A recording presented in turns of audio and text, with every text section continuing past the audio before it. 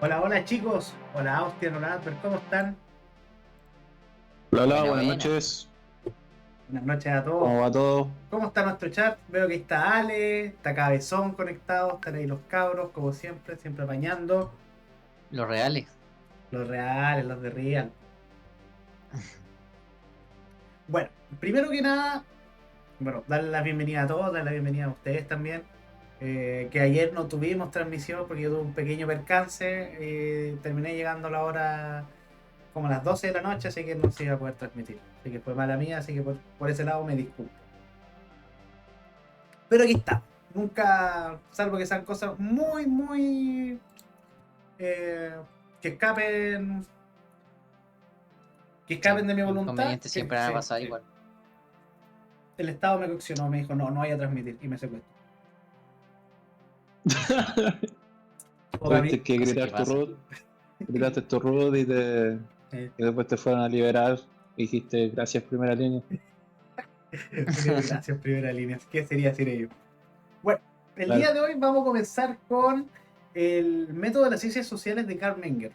Vamos a partir con el prefacio. Y el prefacio me llamó mucho la atención. O sea, bueno, luego de haber leído el principio de economía política, Karl Menger acá empieza a explicar de que no existe, o por lo menos en la época no existía, mejor dicho, un método para explicar la ciencia económica. Entonces, la hace, bueno, parte haciendo de que está la escuela histórica alemana que no logra solucionar esta cuestión del método, de cuál es el método que toma muchas veces cosas prestadas del método de la ciencia, y etcétera. O sea, de las ciencias naturales. Entonces, Advert Austrian, ¿cómo podríamos partir el prefacio el día de hoy con este libro? Bueno, Menger parte diciendo que no hay un método que hay un acuerdo para utilizarlo en todas las áreas de la ciencia. No solo critica a la escuela historicista alemana, sino que dice que no hay un método para saber el conocimiento de los fenómenos, ya sea económico como de fenómenos naturales. Y ella empieza criticando de que falta un fundamento en lo cual pueda dictar para interpretar los acontecimientos de los fenómenos. Y ahí empieza a criticar que los historicistas confunden teoría con la historia. Entonces critica que a través de los historicistas que creen que la historia precede la teoría, entonces a través de los acontecimientos de la experiencia sensible de la historia, tratan de hacer conceptos a partir de esto y no conceptos anteriores para poder interpretar esa historia. Entonces ahí confunde los historicistas de historiadores, que sería el estudio de la historia, y historicismo, que es sacar leyes generales de la economía a partir del punto de la historia. Cosa que no se deduce que a partir del estudio de la historia se deriven leyes económicas. Entonces ahí parte criticando a Menger de que falta un método para saber cómo funciona la economía. Claro, además que no ha habido, por lo menos hasta ese entonces, una forma de plantear los problemas metodológicos que hay detrás de la economía. Porque si uno se pone a pensar eh, cuando, no sé, cuando estaba Adam Smith, incluso anterior a Adam Smith, los fisiócratas, incluso anteriormente a ellos los mercantilistas, etcétera, casi todos se empezaban a hacer sus investigaciones desde una cuestión eh, a través de la observación y planteando unos fundamentos que quizás servían para ir integrando más información a la economía, pero no había una fundamentación en la cual fuera, como decirlo, más bien que permitiera no una contradicción en los términos. Esa es la cuestión, no iban integrando información que les parecía útil para seguir con el tema de la economía, Pero al final de cuentas lo que fue ocurriendo, y eso se decantó al final de cuentas con la escuela histórica alemana, que empezaron a confundir el fundamento con lo fundamentado. Entonces ahí empezaron a través de las observaciones que hacían de la economía, a través de la historia, a decir que eso era como el fundamento de esas cosas, o sea, el fundamento de la economía política.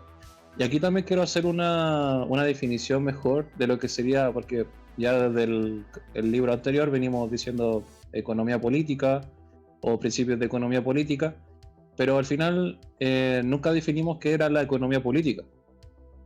Y la economía política sería la economía vista desde la cual se establece como una cuestión teórica y una cuestión en concordancia con las leyes. Entonces es como la economía, pero se podría decir también filosofía de la economía o algo así, porque es como más amplio que solamente la economía. Entonces, esa es la definición de economía política y en ese sentido lo está viendo Menger, en el sentido de que, en el sentido amplio. Lo que pasa es que después la economía política se fue trasladando a lo que sería la política económica, eso muchas veces se confunde, porque la política económica es la que ve el tema de todas las cosas que se hacen desde la política para regular la economía. Entonces, eso es como lo que se ha ido viendo y ahí ya después se dejó de usar el concepto de economía política y se pasó a utilizar puramente economía en su sentido más amplio que tenga que ver desde las leyes, desde la cuestión social, hasta la cuestión de lo más fundamental que sería sus propios principios. Entonces, por eso Menger utiliza cada rato el concepto de economía política como ciencia, porque él ve en ese sentido que no solamente se habla de la economía como algo que te sirve para analizar los intercambios o el dinero, etcétera, sino que va más allá y se pregunta por los principios de todos estos fenómenos. Entonces, por eso, cada vez que Wenger hable de economía política, una palabra que puede servirles para hacer una mejor interpretación sería filosofía de la economía o algo así. El que se pregunta de los principios de la economía y no solamente el cómo ocurren estas cosas. Porque eso es lo que critica Menger también en el prefacio, en el que ya se dejó de lado el tema o se dejó mucho de lado el tema de preguntarse por los principios de cada uno de estos fenómenos, como el dinero, los intercambios, etcétera, y se pasó a únicamente a hacer cuestiones estadísticas y cuestiones históricas con respecto a esto. Entonces, cada vez que alguien dice o pregunta, ¿y esto por qué es así? En vez de dar una respuesta en términos de principios o en términos metodológicos, lo que hacen es dar una respuesta en un sentido histórico. Es decir, por ejemplo, ¿qué es el dinero? Y en vez de decirte qué tiene que ser algo o qué cosas tiene que cumplir para hacer un dinero, te van a decirte, no, es que en tal parte en Grecia, hace tantos años atrás, empezó con la acuñación de la moneda y así se empezó con eso y etcétera. Entonces, esa es la cuestión que está criticando Menger. Y Menger igual en el prefacio dice que la metodología, cuando está bien, es una cuestión secundaria en la ciencia. Pero cuando la metodología no está bien, ahí ya tiene que ser o darle la importancia que se necesita, porque si no, todo lo que hace la ciencia no tiene ningún sentido. Es como lo que sucede en otras ciencias cuando ya no hay una metodología clara. Ahí ya cualquier cosa puede ser cierto o puede ser falso. Entonces cada información que se le integre a esa ciencia no va a ser una certeza, va a ser cualquier cosa. Y eso es lo que está planteando Menger hacer con este libro. Claro. A mí también me gusta más el término filosofía económica, porque la política está muy relacionada al arte de gobernanza y todo eso. Entonces, filosofía económica, así, como que resalta más que trate sobre las leyes económicas. Y claramente sobre el historicismo también se puede ver que influye en otras ciencias, como por ejemplo cuando el profesor de química te habla sobre la historia de cómo se descubrió un elemento químico, por ejemplo, pero no habla de los fundamentos del elemento químico, o por cualquier cuestión o en biología y todo eso. Siempre hablan de la historia, pero no de los fundamentos de esa ciencia. Claro, incluso aquí Menger dice que esa cosa de responder de esa forma historicista o incluso estadística, de cierta forma no está mal porque igual integran parte de la información de la ciencia, pero el confundir eso con los principios o los fundamentos que hacen que una ciencia sea una ciencia, es decir, el método para separar lo que sería información que está, que al final de cuentas es pura opinión, y Claro. versus lo que es conocimiento. Entonces, eso es lo que Menger está criticando, que se ha ido confundiendo demasiado y ha llegado al punto o sea, se están dando distintas variedades de forma en la cual responder a esta pregunta sobre el método, pero hay muchas que están cayendo en varias cuestiones complejas de salir. Y ahí es donde toca el tema de la escuela histórica alemana, que es la que más está haciendo esto, de criticar o de más que nada hacer como un tipo de fundamento en lo que sería la historia y la estadística, y además, para todos los que critican esa forma de hacer la ciencia o de hacer la economía, lo que hacen es, en vez de responderle, lo critican en un sentido de solamente como censurarlo. No lo responden abiertamente, sino que lo censuran, se olvidan del tema y siguen con su metodología. Entonces, por eso es que la escuela histórica alemana participó mucho en lo que sería el retraso en la ciencia económica o en la economía en sí. Porque igual yo soy partidario de no ver a la economía como ciencia porque también lleva equívocos, sino más bien verlo como una parte de la ética. Pero sí ver que la economía tiene unos principios y eso es lo que caracteriza a la escuela austríaca, que la escuela austríaca siempre se está preguntando por estos principios y la metodología detrás de la economía para después ir haciendo un buen análisis económico y integrando buena información e incluso los trabajos históricos de Rothbard van en esta línea porque tienen muy bien entendidos los principios de la economía y en base a eso va viendo cómo ha ido evolucionando el pensamiento económico.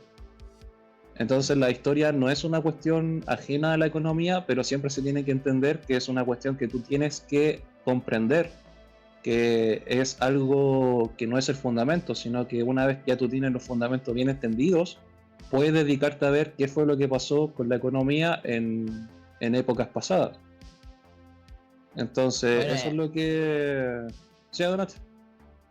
lo que también se relaciona mucho lo que está diciendo Menger con esto es teoría e historia que de Mises, que ahí Sí. ya habla de que los fundamentos siempre tienen que ser más importantes que ver la historia como, sin fundamento. Porque sin tener unos fundamentos sólidos, los cuales se dan por una lógica del estudio de la acción, no podrías saber las verdades que se dan a través de la historia. No podrías determinar cuál fue la causa de ese acontecimiento histórico, eh, si lo que causó mal en la historia fue esa acción o otra, y así. Entonces, si no tienes un fundamento válido, vas a hacer puras correlaciones sin ir a la causa. Lo que le pasa mucho a los keynesianos a través de la estadística, sin tener una teoría sólida para estudiar esos fenómenos. Y también que la estadística, como vamos a ver, tampoco sirve para estudiar los principios de la acción humana. Bueno, ahí complementando con lo que dice Aspen, que era algo que quería decir, que hoy en día no solamente pasa en la economía, sino que también pasa un poco más en la ciencia dura, en física, por ejemplo, que es el área que yo estudio, sobre todo en astronomía, se basa mucho en estadísticas y observaciones, intentando que calce un poco lo que se tiene en la teoría con la práctica, pero siempre se están encontrando cosas, como por ejemplo el tema de la materia oscura que invalida toda como la teoría que teníamos antes y hay que, como estas teorías se hacen en base a inducción, casi todas en general, no conozco ninguna, por ahora estoy pensando si hay alguna. Eh, Pero eso te lleva a muchos equívocos, porque al final, como tienen hoy en día los economistas mainstream, por ejemplo, hace poco queríamos conseguir a ver si salía algún debate por ahí con algún economista mainstream que es popular en Politigram. Le hablé y, y le dije, oye, mira, hablar sobre los fundamentos de la economía. Ah, no, para esas pajas filosóficas y todo, no. Yo quiero hablar de contingencia política. Entonces, bueno, no te preguntan el porqué de lo que están haciendo o sus fundamentos, si es que están bien o mal. Llegan y lo utilizan como verdades. O sea, no es muy diferente un dogma. O sea, en la práctica es un dogma. Y pasa hoy en día también, como me gustó como lo toca Menger, de que el tema de la academia, por ejemplo, de que si tú estás en contra como de la academia en general y quieres postular cosas nuevas, hoy por lo general te terminan rechazando o aislando académicamente. Este tipo está, claro, este tipo está hablando puras tonteras. Bueno, ejemplos de eso en la historia, no me gusta historicista, pero que te queda pasado, hay. Y eso que es lo que quería complementar. Este libro es muy bueno para la gente que quiera entender la diferencia entre epistemología y filosofía de la ciencia. Porque aquí en este libro está la parte epistemológica, es decir, preguntarse por qué es lo que hace algo que sea verdad o que sea conocimiento, que serían los fundamentos y los principios, y aquí Menger lo está tocando de forma fundamental en estas primeras partes del libro. Y luego Menger empieza también a hablar, ya que he estado viendo el libro primero, en el capítulo 1 incluso, empieza a hablar de cómo es que se puede hacer una forma bien establecida de la economía en sí, cuáles son sus límites, cuáles son sus campos de estudio y cuáles son sus ramas. Y eso es completamente filosofía de la ciencia.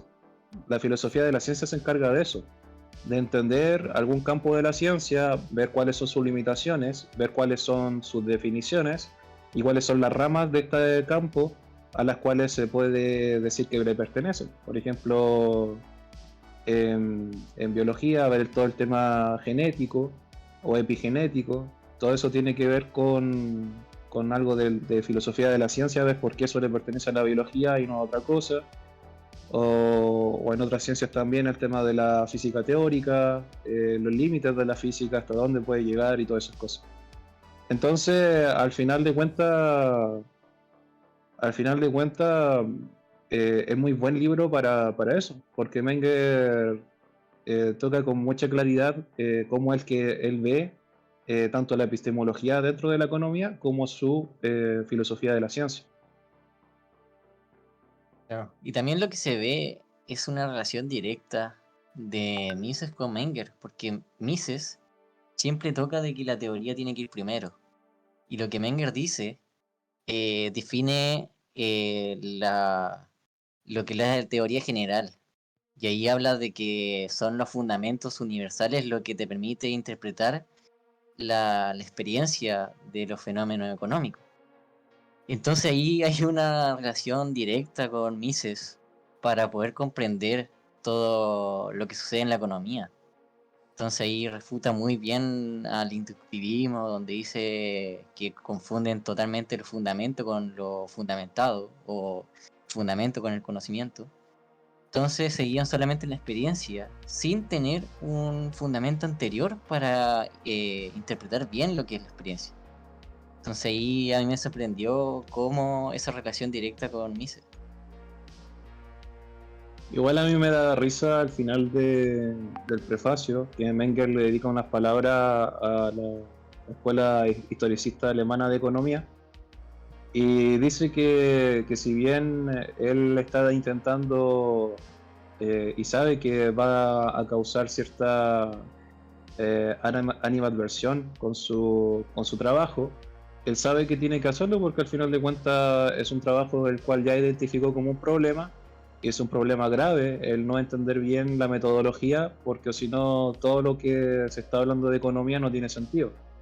Y dentro de esa cuestión, la escuela que más se va a enojar con él obviamente va a ser la escuela historicista alemana o histórica alemana, porque tiene una metodología que es totalmente errada Pero Menger dice que no se plantea y ojalá no haya una pelea directa con esa escuela, porque al final de cuentas lo que quiere Menger es tratar de hacer entrar en razón a las demás escuelas de economía. Y es chistoso porque después Schmoller lee el método de las ciencias sociales y banea todo lo que tenga que ver con la economía austríaca. El historicista menos dogmático. O sea, y es que es un comportamiento que se ha dado en muchas veces en lo que tiene que ver con la ciencia o incluso fuera de la ciencia con la misma filosofía, en el sentido de que cuando hay algo que se le da como un éxito y no se sabe por qué, y más bien tiene que ver con cuestiones de influencias de conexiones o cuestiones porque sirven a un poder político, etcétera. Siempre se cae en el dogmatismo cuando llega otra cosa que está mejor planteada y es una muy buena crítica hacia lo que había, y en vez de intentar salir de eso respondiendo de una buena forma, lo que hacen es censurarlo o incluso matar a los que hablan de eso o lo que sea. No sé, es una conducta que se ha ido entendiendo mejor porque al final de cuentas son dogmas y los dogmas no tienen muy buena forma de poderse defender a través de la razón. Claro. Entonces utilizan cualquier No, otra cosa para defenderlo. totalmente. Y pasa hoy día también con los keynesianos, neo-keynesianos, donde nunca critican los fundamentos de la escuela austríaca. Y que Rothbard y Mises los criticó directamente. Y nunca vio una conversación honesta sobre esos fundamentos.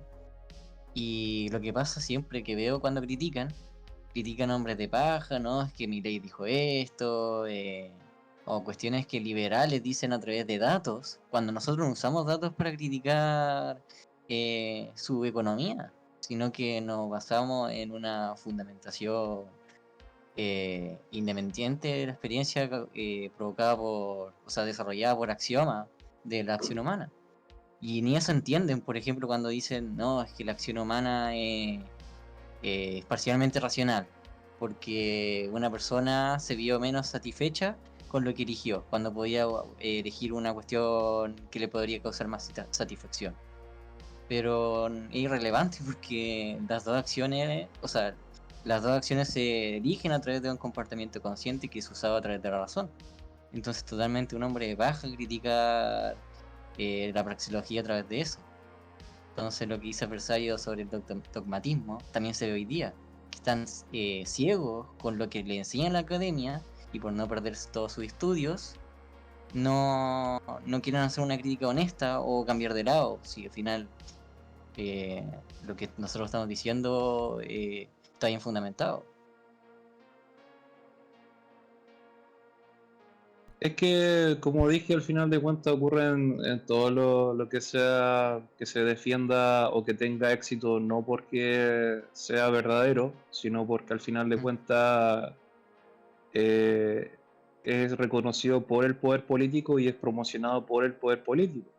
O sea, para Claro. nadie es como una noticia polémica o que nadie sabía de que el keynesianismo fue una cuestión, una doctrina que se apoyó desde la política y siempre se ha apoyado desde la política. Entonces, a día de hoy también está el tema de la teoría moderna monetaria, que también está siendo apoyada a través de distintas cuestiones políticas, incluso a nivel internacional.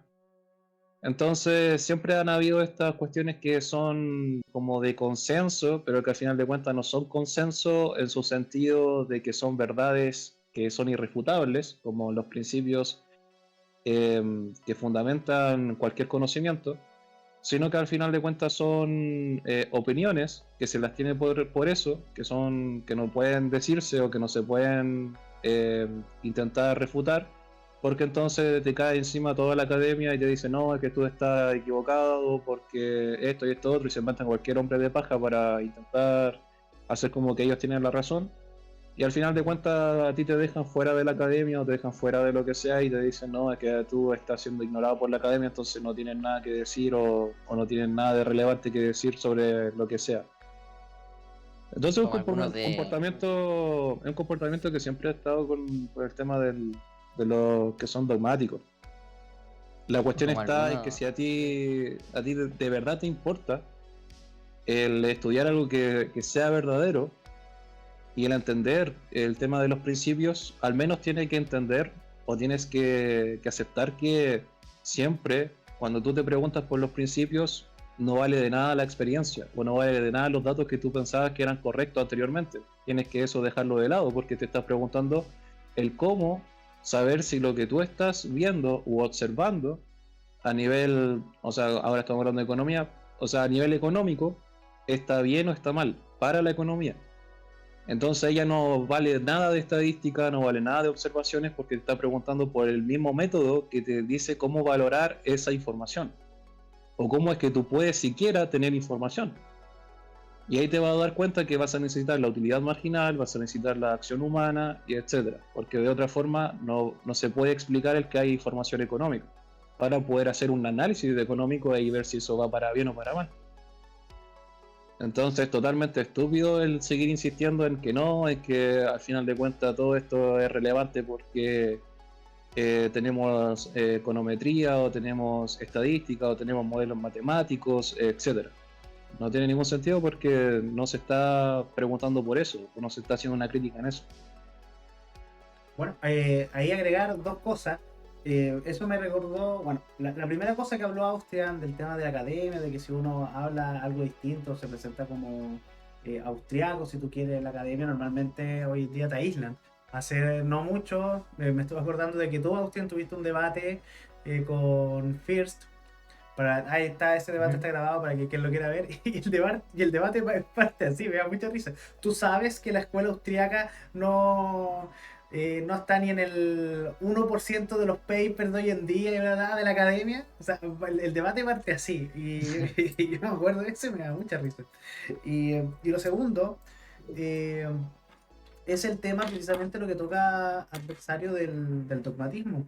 Hoy en día, por ejemplo, otro también economista famoso que está en todo esto de Politigram, hace no mucho, o sea, ahí tú te das cuenta que no entienden lo que es un fundamento o en qué se fundamenta la metodología que ellos ocupan. Por ejemplo, está el Hablemos, que hace no mucho dijo que intentar hallar una síntesis entre filosofía y economía era estúpido. Y después, tiempo después, se dio cuenta que estaba equivocado y ahora anda todo el día publicando positivismo, libros de filosofía de positivismo, etcétera. Entonces, pero aún así, te siguen sin preguntar el fundamento. Ojalá se Claro. muera así como. Me acuerdo que en Instagram, cuando estaba más vivo Política, estaba el Amos Kylan y el Hablemos de Economía criticando la escuela austríaca porque tenían pocas citaciones. Y decían, no, que estas personas están erradas porque tienen muy pocas citaciones en la academia. Yo siempre he encontrado estúpida esa crítica porque ¿qué tiene que ver sobre los fundamentos con las citaciones en la academia? Ahí no estabas criticando nada a través de esa afirmación. Es una opinión pegante que se queda en eso. Me da risa. Al final es como juntar o hacer un combo bien estúpido entre la falacia de autoridad con la falacia ad populum. No, es como lo mismo cuando te dicen el tema del cambio climático, no, es que hay una comisión de expertos de la ONU, es decir, no son una cuestión puramente de ciencia, sino que son políticos, y te dicen, no, es que hay una comisión en la ONU y si tú estás en contra de ese consenso, entonces tú eres una persona anticientífica y conspiranoica y lo que sea. Pero tú te pones a buscar información de lo que tiene que ver con el tema del cambio climático, y es una cuestión que se supone que está más que comprobada, etcétera, se supone según ellos. Y tú ves, porque cada cierto tiempo van sacando unas predicciones en un libro que hace el panel de expertos del cambio climático de la ONU, y tú te das cuenta de lo que decían en el año 2015, por ejemplo, de lo que iba a ocurrir en estos años y de que se iban a derretir los polos, que todo iba a morir en un gran tsunami, y etcétera. Entonces, al final de cuentas, no tiene ninguna relevancia lo que digan esas personas porque están totalmente inclinados hacia lo que diga un poder político en vez de lo que diga una cuestión verdadera o con certeza. Y si aún así no pueden decir con claridad cuáles son sus predicciones para algo, entonces simplemente se quiere decir que el clima es una cuestión que no se puede predecir, es una cuestión que es muy limitada en el tema de predicciones.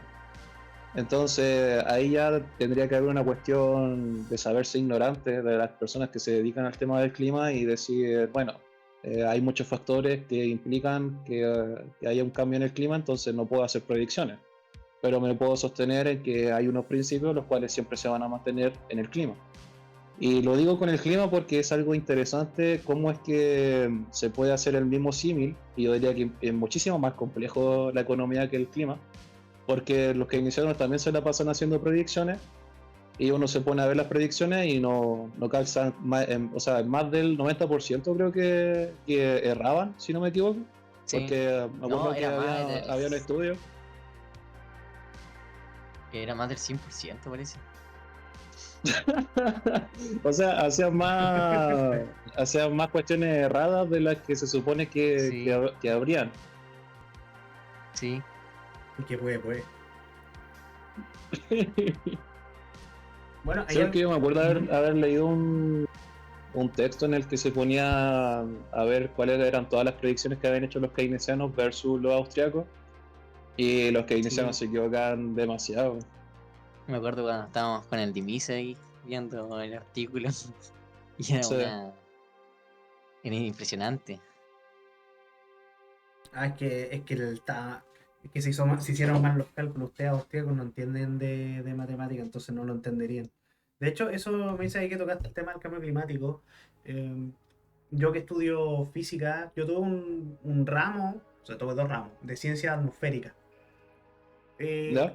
Era un ramo más o menos, a mí me pareció fome, pero tenía ciertos principios que seguían de los principios termodinámicos para hacer ciertas cosas, que eso siempre sabía que eran verdad en todo momento y lugar. Ya no me acuerdo cuáles eran, pero... eh, porque el ramo lo tuve hace como 4 años. Pero lo que quiero tocar, lo interesante, que mi profe que daba eso, esto estoy hablando que fue como en el año 2018, 2019, él no era convencido del cambio climático y él se dedicó toda su vida a esto. Y él decía que no, porque no hay suficiente estudio, qué sé yo, además que él es físico con doctorado en ciencia atmosférica, decía de que también la ciencia atmosférica es una cosa muy probabilística, o sea, estudiarlo, siempre sacaba el ejemplo, con suerte hoy en día podemos predecir el clima, qué es lo que pasa una semana después, y aún así no podemos controlar las variables de que de repente venga una corriente de aire caliente que no hayamos medido y nos cambie todo, porque al final es un sistema muy caótico. Y siempre dijo que era muy escéptico del cambio climático y todo. Pero después, hace poco, y me sorprendió, porque él tenía una postura bien dura. Cuando empezó a pasar todo esto del estatal, con ICIT y todo, porque necesitaba becas para proyectos, etcétera. Ahora lo ¿Ya? único que los veo publicando son cosas a favor del cambio climático. Entonces, no sé qué pasó ahí. Entonces está ahí, Oh, no, necesito dinero. Creo que voy a cambiar mi opinión acerca de esto a lo que dice el poder político para ver si me llega alguna beca. alguna bequita rica.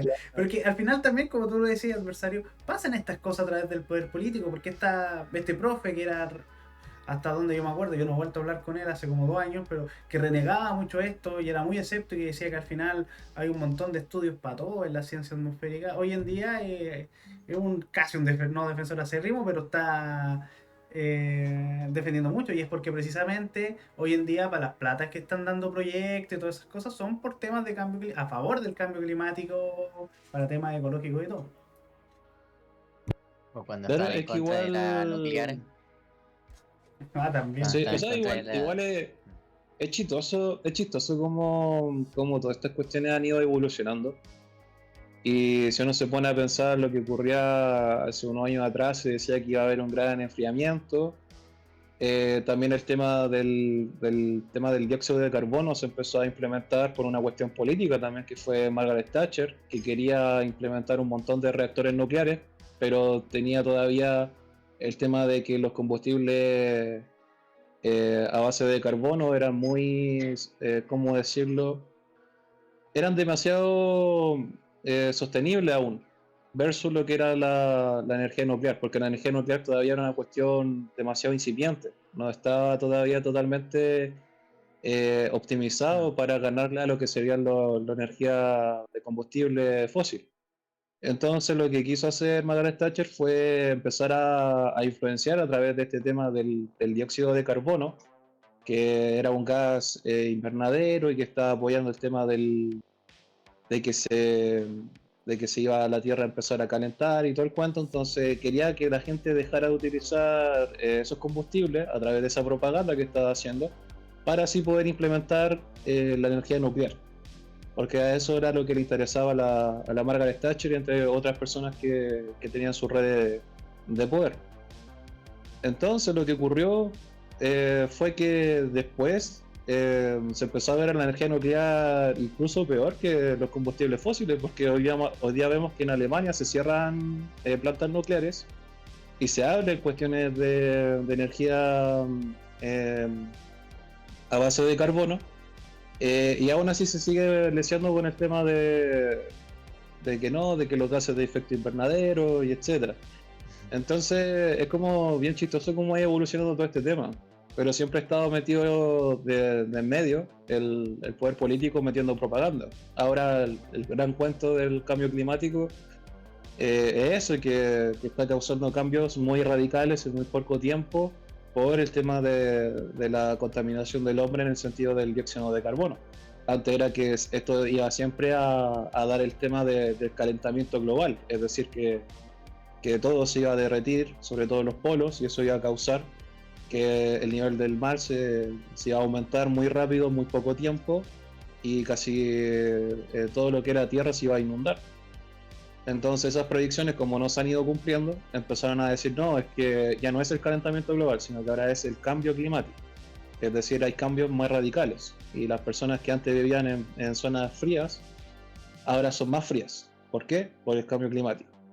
Entonces así se van adecuando sus teorías para seguir más o menos con la cuestión de agregar más impuestos a la energía, y empezar a incentivar otras cuestiones por medio de corporaciones, por ejemplo Iberdrola, que era una empresa, o que es una empresa española, y siempre ha estado metido todo en este cuento de la energía renovable, y obviamente le interesa el tema de la narrativa del cambio climático. Entonces ahí tú ves que es toda una cuestión de tráfico de influencia y no cuestiones de ciencia. Y como dice David, esto también es todo apoyado por científicos que únicamente están ahí trabajando por las becas que les dan. Y hacen un montón de cosas. Y entonces si nosotros hacemos el símil con lo que ha ido pasando en economía, es más claro aún. Porque todas estas escuelas neoclásicas y sobre todo después con el keynesianismo y el neokeynesianismo han sido totalmente apoyadas por el poder político. Tanto así que es lo que se da en la mayoría de las universidades. Sí. A mí me da risa que los keynesianos dicen, no, impuesto verde por la contaminación. Pero no hablan de las leyes o las patentes que tienen los grandes imperios de petróleo y que limitan, por ejemplo, la explotación de otra energía eh, más limpia y que sea libre, porque si no fuera libre sería la misma situación. Eh, entonces, mientras no quieran estar en contra de las leyes que limitan libre comercio, el petróleo se va a explotar y de manera más rápida porque le beneficia a estas personas que son subsidiadas y el Estado les da el derecho de explotar esto sin que se preocupen por el petróleo porque son subsidiarios. Entonces es bien hipócrita la cuestión de los keynesianos, hasta yo creo que es para evitar, evadir el problema real para que la gente común no sabe. Y, y eso es que siempre la irresponsabilidad abarca otra irresponsabilidad. Y al final nunca se está solucionando el problema real. Y eso limita mucho la innovación a través de la energía. ¿Cuánta innovación se podría dar a través de la energía nuclear, abriendo todo el mercado para de las energías? Pero es que incluso en la cuestión del mercado de la energética, si no estuviera metido la OPEP, el petróleo y todos los derivados del petróleo serían muy baratos, porque siempre están limitando la oferta, ya que es un monopolio sobre el tema del petróleo. Totalmente. Entonces, ni siquiera se estaría hablando de una crisis energética. Y ni siquiera, o sea, a futuro obviamente se tendría que implementar el tema de la fusión nuclear y ver cómo usarla para cuestiones espaciales, pero si no fuera por la OPEP nosotros no tendríamos problemas energéticos, porque el combustible fósil es eficiente, es muy eficiente, incluso en contra de la fisión nuclear.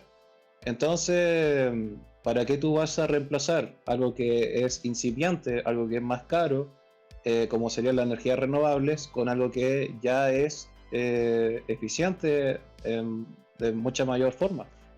Entonces ahí es que la OPEP entra en juego, que es una cuestión política que regula el mercado del petróleo y al final de cuentas va produciendo estas crisis energéticas en países que no deberían tenerlas. O incluso en el mercado internacional de los combustibles no debería ocurrir una crisis energética. Pero por cuestión de limitar la oferta, lo hacen.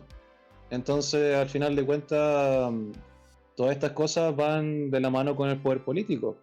Cuando tú te pones a pensar cómo sería el mundo sin el poder político y te llegan los típicos tipos, no, es que si no hay políticos se va todo a la basura porque ocurre esto y ocurre esto otro, etcétera, y tú te pones a buscar información y ver si realmente sucedería eso, cada vez te vas dando cuenta de que el poder político donde pone la mano o pone el ojo es para hacer el mal.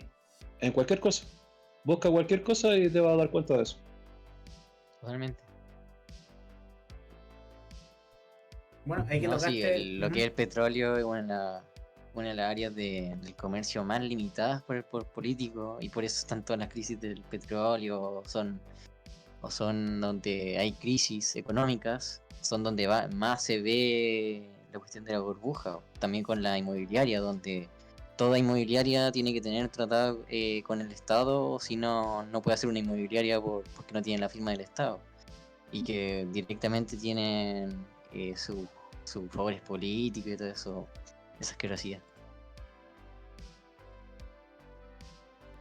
Bueno, ahí tocar de que, ya que hablaron del poder político, eso me hizo acordarme de lo último que pasó pues, acá en Chile con el tema de la democracia viva y toda la plata que se robaron. Y... como 500 y ahora Los salió... políticos robándose plata. No, oh, No, imposible, no. imposible. Entonces, pero eso hace también entender una de las cosas que me preocupa, porque sale esto y como que la gente todavía no le toma el peso de que son criminales y como tal tienen que ser tratados como tal, y lo más probable que ellos, a los que hicieron todo esto, ni siquiera se los va a gustar, ni siquiera se van a ir presos, nada, se van a quedar ahí. Van a decir, ay, ya usted no puede participar más en política, malo, malo. Fuera, Es que ni lo van a llevar a una cuestión de charla de ética sí. o algo así y listo. Listo. Y va a quedar. Y más encima, ahora como está el tema de las redes sociales, quizás si es que sale esa información a la luz, le van a darle bombo un rato por unas 2 semanas y luego ya se va a olvidar la gente. Y ahí va a quedar. No va a pasar nada. Y ahí deposité mi odio en Twitter y ya se arregló. Claro. Si son cuestiones que al final de cuentas la gente únicamente las toca para recibir algún tipo de like en redes sociales, o que la gente no sé, por ganarse unos 15 minutos de fama colocándole el micrófono al caballero que se queja en la calle, pero al final de cuentas eso no tiene una solución fundamental al problema. O sea, si un político te jode en ese sentido, tú tienes que ponerte a pensar todas las cosas que han hecho los políticos y que están haciendo y que harán a futuro y que nunca se van a saber. Es mucho, es mucho el daño Claro. que se hace a nivel internacional, a nivel país, a nivel regional, en todos lados. Claro. Bueno, y lo último que también pasó acá, que el Estado no solucionando cosas, vaya, con el tema de las lluvias. Han solucionado súper poco, de hecho han sido las mismas personas, las asociaciones privadas que se han conseguido máquinas y todo. Ayer estaba escuchando en la mañana una señora que decía, no, al final yo me tuve que conseguir una retroexcavadora con un vecino que vino a ayudar amablemente y todo, porque a mí me dijo la municipalidad hace 2 días que iba a venir y no han llegado. Entonces, pues ahí tenéis, qué hacen con la plata que nos roban? Bueno, para la democracia viva. Pero si yo me acuerdo para el tema del terremoto que hubo en el sur hace unos años atrás, todo el negocio que se hizo con la media agua. O sea, Verdad. Se me ahí había estaban olvidado. metidos familiares de los políticos y entregaban media agua hasta la gente y esa media agua se la cobraban obviamente al Estado y el Estado al final de cuentas no produce nada, sino que es puro gasto. Entonces la plata que estaba ahí, eso es la plata de los impuestos, la plata de la gente, y estaban cobrando como 20 millones por media agua, una cosa así. No es Oye, raro Dios. que lo mismo va a pasar con todo esto aluvión y que van a necesitar, entre comillas, el gasto público para solucionar toda esa, ¿cómo se llama? Esos destrozos provocados por algo natural. Pero al final va a ser una justificación solo para que roben más y solo se vea una pequeña reparación y cuestión ineficiente, como siempre. Pero es que Ahora, van a hacer todo el show de que están ayudando, de que están haciendo algo, pero todas esas cosas que vayan a implementar la van a usar para mojar con dinero al familiar o darle más dinero a la empresa de un amigo o lo que sea. Al final de cuentas siempre necesitan justificar un gasto y cuando ya lo tienen legitimado, cuando ya lo tienen justificado, ya sea para ayudar, por ejemplo, el tema de las vacunas, nadie se ha puesto a pensar cuánto es que se gastaron en no sé cuántas dosis de vacunas que nunca se van a utilizar y ahí dicen, no, es que Piñera, buen presidente, etcétera. Y al final de cuentas no se ponen a pensar todo lo que jodió a la gente. Sí. Y después te salen a decir, no, es que por último ayudaba. Por último hacía algo. Es que esa es la cuestión, el poder político mejor que no haga nada. Mejor que ni siquiera exista. Esa es la cuestión de un gasto total a lo que sería el tema de la gente del impuesto, y ya ni siquiera el tema del impuesto, sino que también el tema de la deuda a futuro. Están endeudando gente que todavía ni nace, gente que ni sabe para qué están usando ese dinero y te lo venden como que van a hacer un gran servicio o van a modernizar algo tu ciudad o van a hacer algo importante, pero eso únicamente para legitimar lo que van a hacer, que es el gran robo que están haciendo a cada rato. Entonces, eso es la cuestión de la narrativa del político para legitimar todo lo que hacen, todos los robos que cometen y siempre que hay una desgracia, siempre que hay algo, lo ven como una oportunidad para ganarse el voto o ganarse alguna forma de o justificar algún gasto. Entonces, eso es la mentalidad que tienen que tener las personas sobre los políticos. No son gente que se deba incluso pensar que son ignorantes y no saben lo que hacen.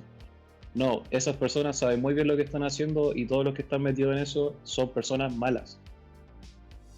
Y tienen que ser vistos como criminales, no de otra forma. No.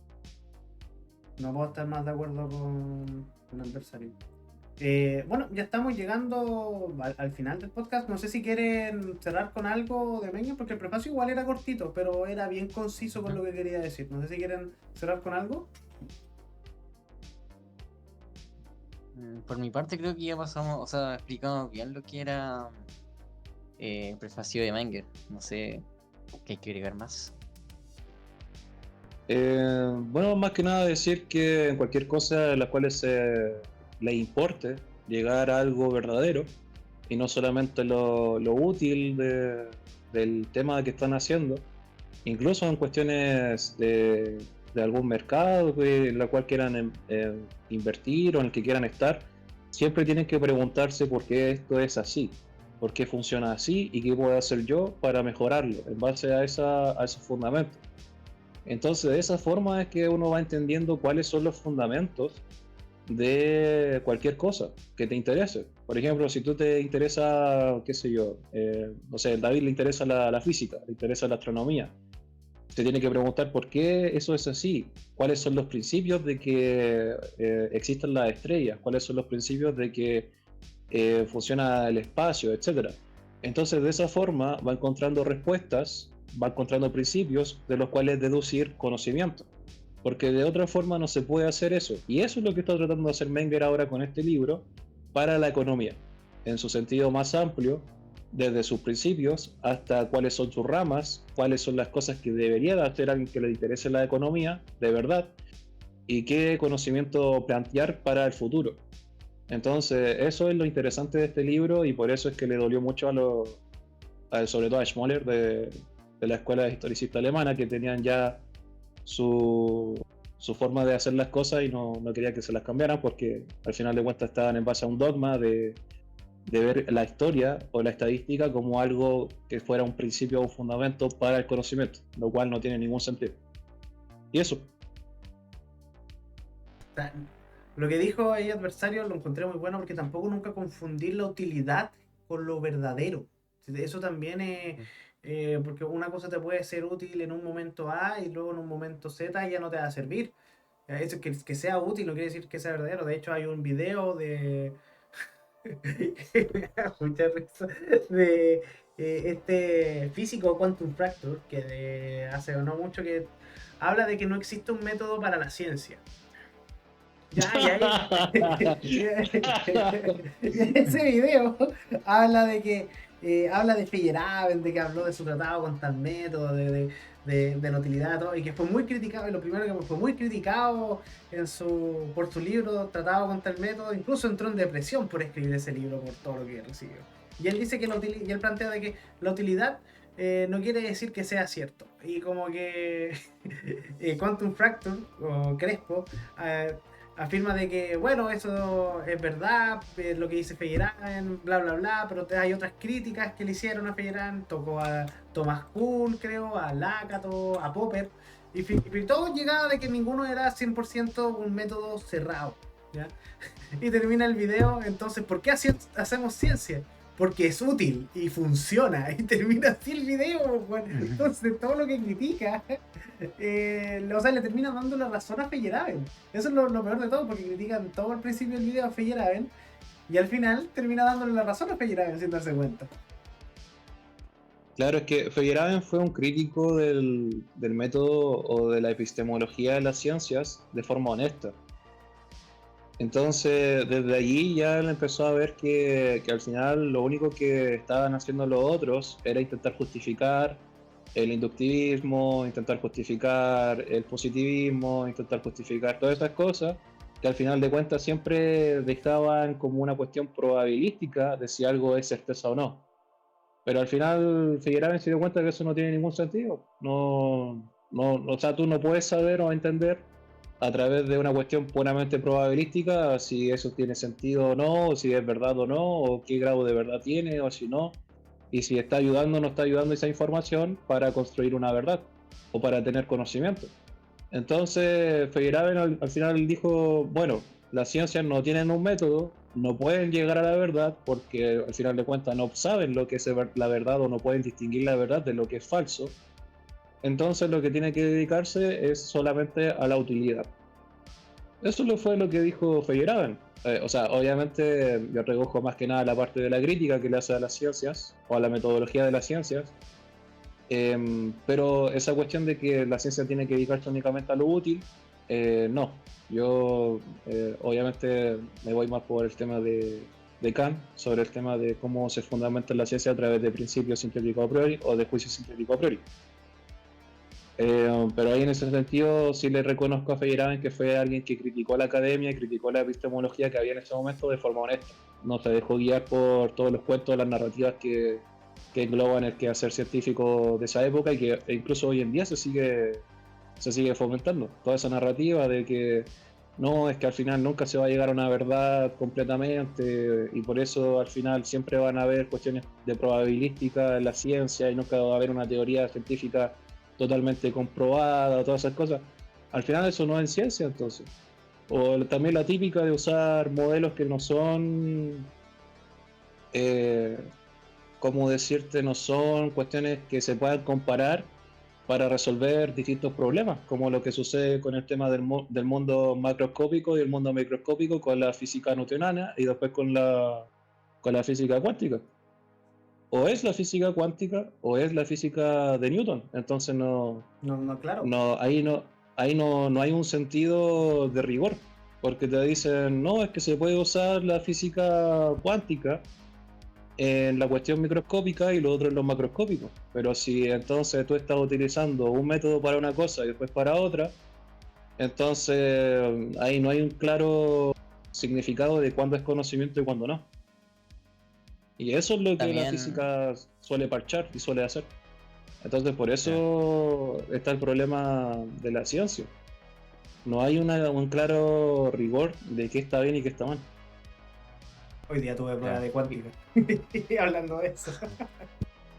También para terminar, la utilidad es totalmente algo particular, que tú puedes creer que te sirvió por esta cuestión a través de la experiencia, pero ¿cómo llegar a que en verdad te sirvió por lo que tú estás viendo o por otra causa?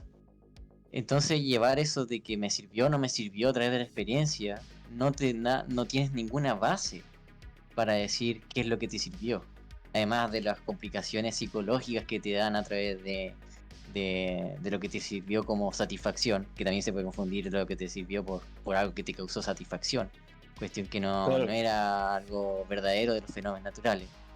Entonces, esa cuestión de que todo, no, es que la ciencia es algo cuestión de que a través de la utilidad, eso no es una fundamentación para saber sobre los fenómenos naturales, que de eso se trata la ciencia, es conocer los fenómenos naturales, que eso solo se puede llegar a través de una fundamentación, no a través de la experiencia sin ningún concepto desarrollado a través de la lógica, en la cual quedas como, no sé, uno tiro al aire sin tener ningún fundamento para interpretar bien la realidad. Solo es llevarte a los sentidos que son totalmente difusos.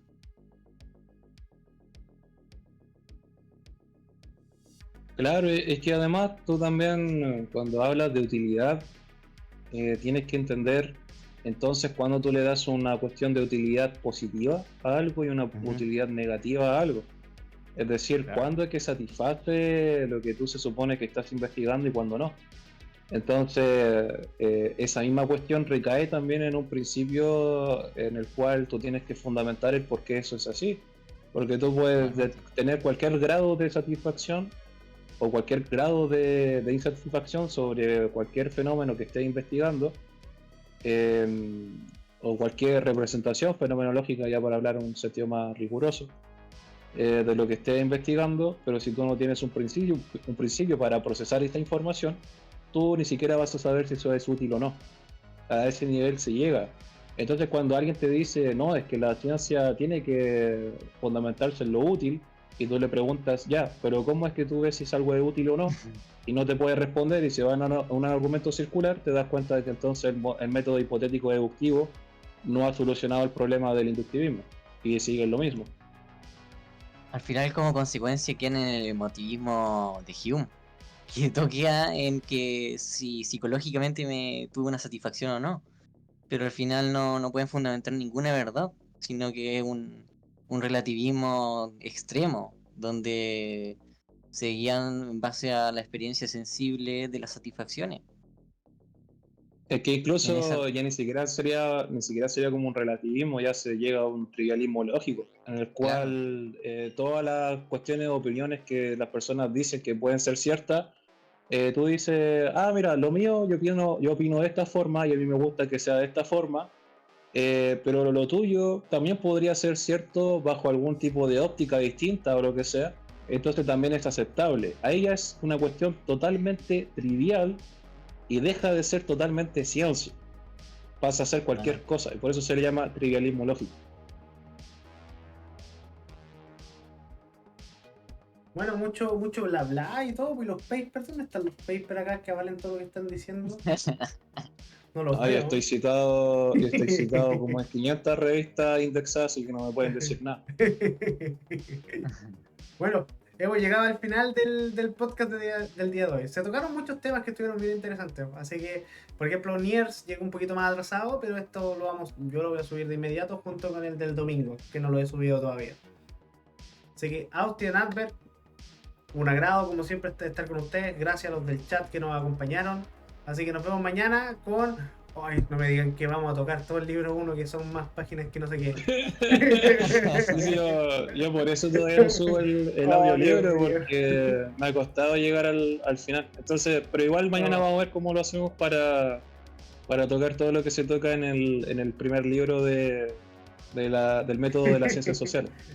Mira, yo por lo menos ya salí de mi prueba que tenía que dar hoy día, así que puedo quedarme más rato transmitiendo. No sé si tendrá, yo no tengo problema el día de mañana. Por último, se divide en dos partes cuando lo subamos a YouTube. Todo esto es un poquito más largo el stream nomás, sino tampoco es mucho problema. Ya. Entonces, nos vemos mañana. Austin, Adver, el chat, buenas noches, descansen todos, muchas Igualmente gracias por acompañarnos. Nos vemos, chicos. Chau, chau. Buenas noches, que estén bien. Saludos.